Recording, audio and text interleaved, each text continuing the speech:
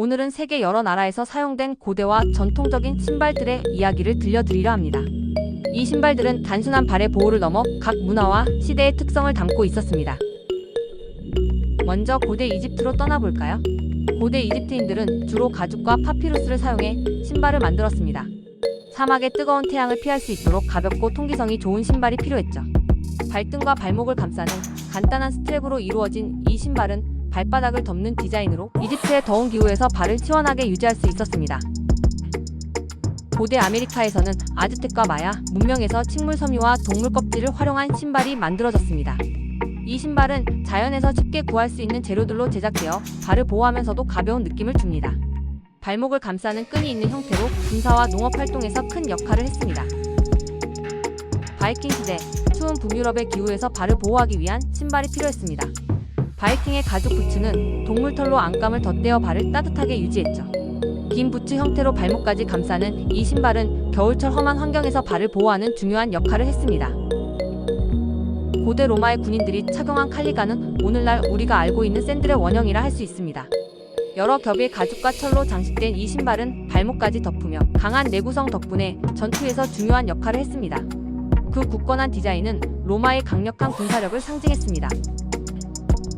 중세 유럽의 전사들이 착용한 스티토 신발, 철제 바닥 신발은 발을 보호하고 강한 내구성을 자랑했습니다. 이 신발의 특징은 바로 발끝에 있는 뾰족한 형태와 바닥에 덧댄 철제 장식이었습니다. 철로 된 바닥은 미끄러지지 않도록 도와주었고 발목까지 올라오는 높이가 전투에서 중요한 보호 기능을 했습니다.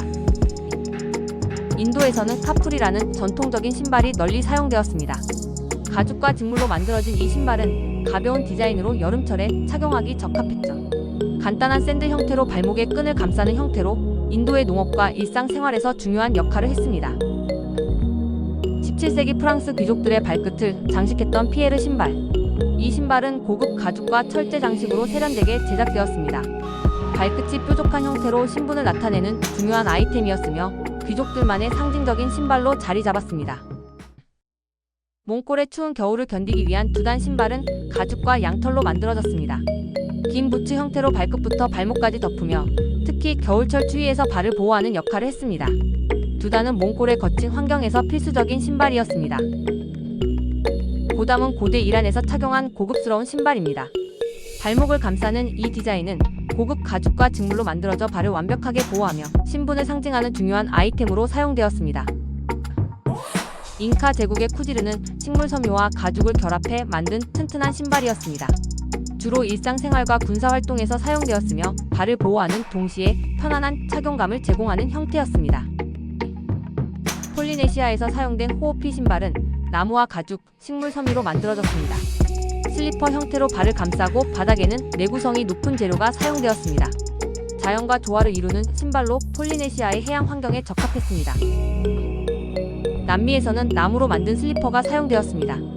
간단한 디자인으로 발을 보호하면서도 자연에서 쉽게 구할 수 있는 재료로 만들어졌습니다. 발바닥을 덮으며 자연과 조화를 이루는 디자인이 특징입니다. 마지막으로 집시는 한국의 전통적인 신발로 짚을 꼬고 엮어서 만드는 간단한 형태로 슬리퍼처럼 간단하지만 실용적이고 편안한 디자인으로 대부분의 평민들이 신었던 신발입니다. 집시는 그 소박하고 자연적인 디자인 덕분에 한국 전통을 대표하는 중요한 아이템입니다. 이렇게 각기 다른 시대와 문화에서 사용되었던 신발들은 단순한 발의 보호를 넘어서 그 시대의 생활 방식과 문화를 반영하는 중요한 역할을 했습니다. 오늘날 우리가 신고 있는 신발들도 과거의 역사와 전통을 이어받고 있습니다. 오늘 영상도 마음에 드셨다면 좋아요와 구독을 부탁드립니다.